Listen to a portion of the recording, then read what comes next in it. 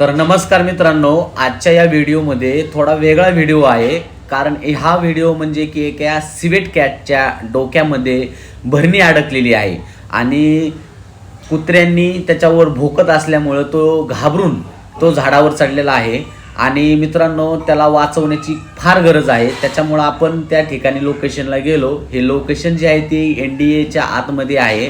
आणि मित्रांनो, त्याला आपण तास 2 तासाच्या मेहनतीनंतर त्याला आपण व्यवस्थितपणे झाडावरून खाली घेतलं. तर त्याच्या डोक्यामध्ये भरणी अडकली होती, तर त्याला व्यवस्थितपणे बाहेर काढलं. आणि मित्रांनो, हा एक सिवेट कॅट म्हणजे मराठीमध्ये उदमाजर म्हटलं जातं.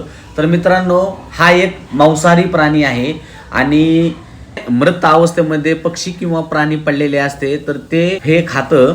तर मित्रांनो, त्याच्यामुळे पर्यावरण किंवा निसर्गाचा संतुलन राहतो. तर मित्रांनो, असे